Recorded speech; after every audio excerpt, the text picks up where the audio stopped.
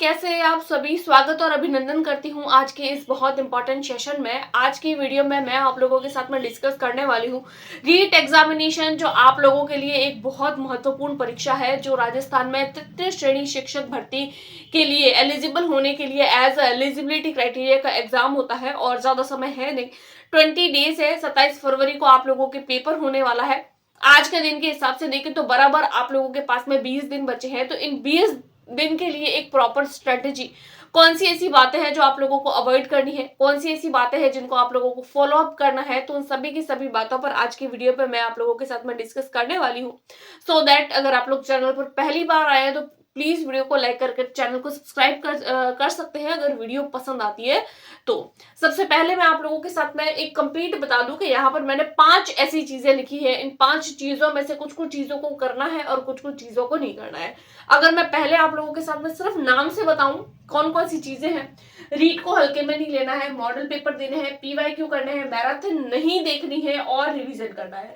अब यहाँ पर मॉडल पेपर कैसे करने हैं, कहाँ से करने हैं, कौन सा यूट्यूब चैनल बेस्ट है, कौन सा कोर्स आप लोग परचेज करें रीट के लिए, टेस्ट के लिए, पीवाईक्यू करने क्यों जरूरी है वो भी डिटेल में बताऊंगी। और मैराथन न देखे, 4th पॉइंट आप लोग स्टार लगा सकते हैं, मैराथन न देखे इसका क्या मतलब है, इसको भी मैं आप लोगों को ऑथेंटिक रीजन के साथ में ये सारी चीजें आज की वीडियो में मैं आप लोगों के साथ में डिस्कस करने वाली हूँ। सो वीडियो को कंप्लीट देखिएगा तो एक अलग तरीके का कॉन्फिडेंस आप लोगों के अंदर बिल्डअप होगा। स्टार्ट करते हैं। सबसे पहले अगर मैं 5 पॉइंट में से पहले पॉइंट की बात करूं कि रीट को हल्के में नहीं लेना है, क्योंकि रीट एक तरीके का पात्रता परीक्षा है। हम लोग क्या करते हैं, कई बार डायरेक्ट 3rd ग्रेड की तैयारी करते हैं। बहुत सारे कैंडिडेट यहाँ पर ऐसे भी होंगे जिन्होंने रीट का एग्जामिनेशन का फॉर्म भरा है लेकिन वो रीट की तैयारी नहीं कर रहे हैं, वो डायरेक्ट 3rd ग्रेड की कर रहे हैं कि भाई हम लोग तो डायरेक्ट 3rd ग्रेड की करेंगे, रीट हमारा अपने आप हो जाएगा।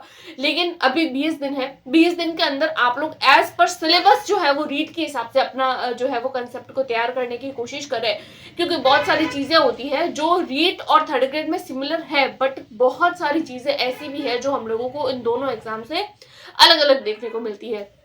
तो ऐसे कैंडिडेट जो अभी ऐसे सोच रहे हैं कि भाई हम लोग 3rd ग्रेड की करेंगे, हम लोग 2nd ग्रेड की कर रहे हैं, 1st ग्रेड की कर रहे हैं, हमारा तो रीट अपने आप हो जाएगा। देखिए, रीट एक पात्रता परीक्षा है। अगर इस परीक्षा में भी अगर आप लोग पास नहीं होते ना तो इतना आप खुद को डीमोटिवेट फील करेंगे कि मुझसे तो पात्रता परीक्षा यानी जिसमें मुझे सिर्फ 60 नंबर लेकर आने हैं, मैं वो परीक्षा को भी पास नहीं कर पाया, तो क्या मैं मुख्य परीक्षा को पास कर पाऊंगा?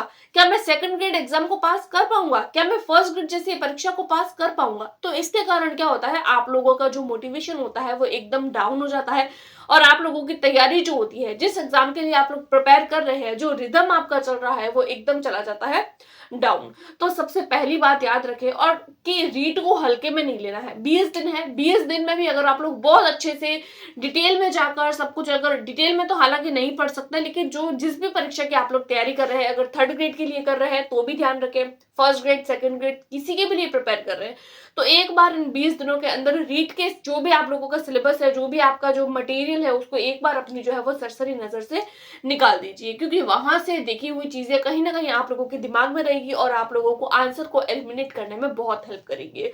तो 20 दिन के अंदर बाकी सारी परीक्षाओं की तैयारी को छोड़कर रीट परीक्षा की ओर ही फोकस करें। रीट को बिल्कुल भी हल्के में न ले, क्योंकि बहुत सारे कैंडिडेट, इवन मैंने सीटेट में भी देखा है, सीटेट भी कैंडिडेट पास नहीं कर पाते हैं। कई बार ऐसा होता है, पिछली बार जब मैंने एग्जाम दिया था रीट का तो बहुत सारे ऐसे कैंडिडेट थे जो ऐसे बोल रहे थे कि हम तो डायरेक्ट 3rd ग्रेड की करेंगे तो रीट की तैयारी अपने आप हो जाएगी। भाई 3 सब्जेक्ट तो कॉमन आते हैं, लेकिन ऐसे ऐसे कैंडिडेट जो धुरंधर थे, 3rd ग्रेड के लिए 18-18 घंटे पढ़ाई कर रहे थे लेकिन रीट एग्जामिनेशन को पास नहीं कर पाए क्योंकि वो ओवर कॉन्फिडेंस थे।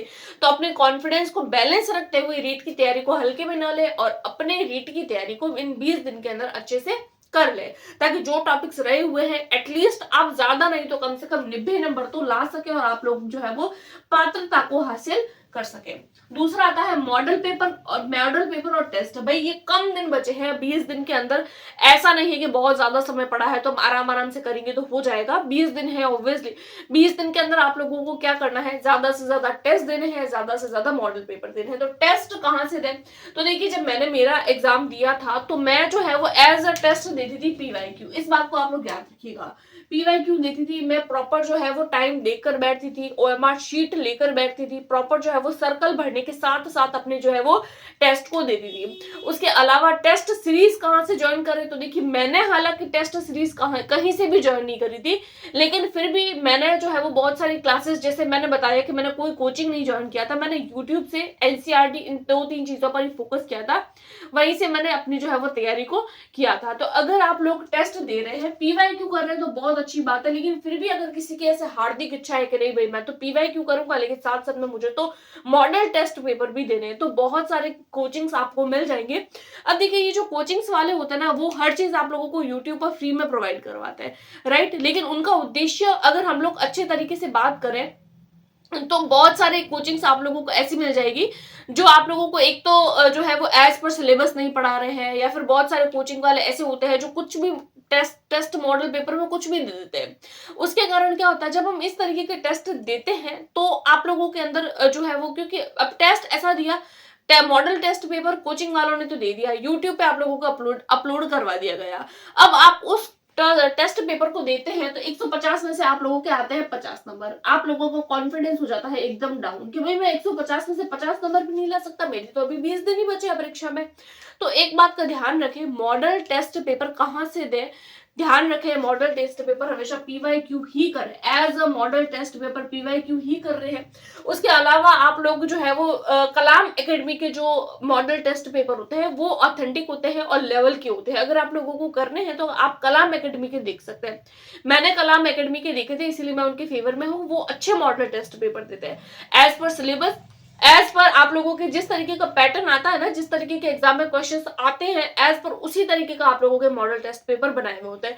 तो उनके अगर आप लोग टेस्ट पेपर देते हैं, अगर आप लोगों की तैयारी बहुत अच्छी है, तो एक अच्छा कॉन्फिडेंस आप लोगों के अंदर बिल्डअप हो सकता है।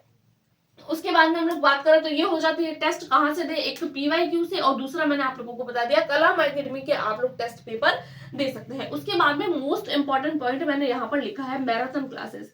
देखिए जैसे जैसे एग्जाम नजदीक आएगा ना, तो आप लोगों को बहुत सारी यूट्यूब पर ऐसी वीडियोस मिलेगी, 7 फेरों वाली सीरीज देख लो, महा मैराथन देख लो, 10 घंटों की कक्षा, और फिर जो होती है वो आप लोगों के सुबह से शाम तक पूरे दिन क्लासेस चलती है, 12 घंटे वाली कक्षा, या फिर आप लोगों को तिरंगा सीरीज देखने को मिलेगी, महा मैराथन दिखेगी, सिलेक्शन सीरीज दिखेगी, इस तरीके के ना आप लोगों को मैराथन क्लासेस दिखेगी 10-10 12-12 घंटे की।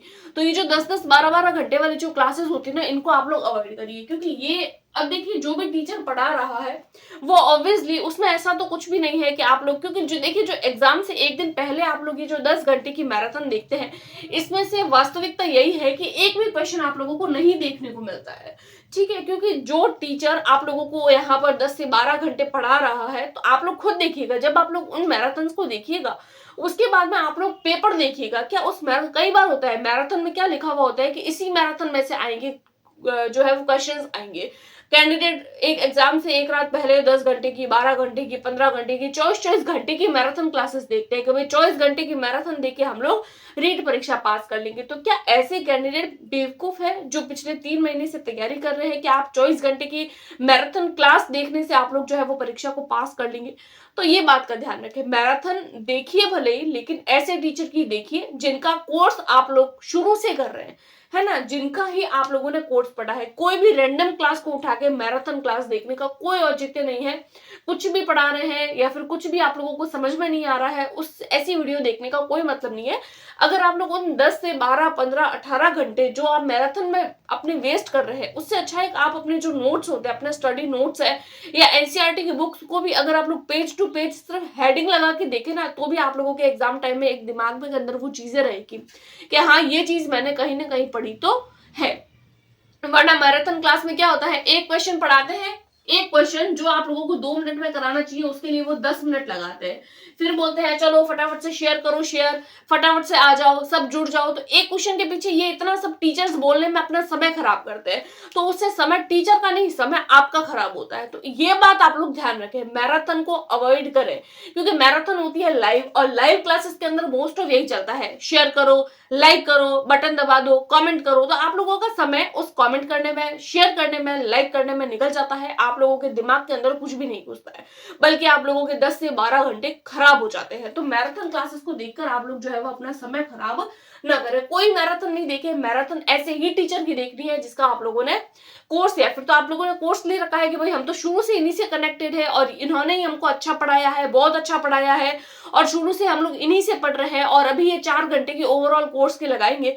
तो अगर आप लोग ऐसे टीचर की देखेंगे ना जिनसे आप शुरू से पढ़ रहे हैं, तो इसके कारण क्या होगा, आप लोगों की कंप्लीट कोर्स का रिवीजन हो जाएगा।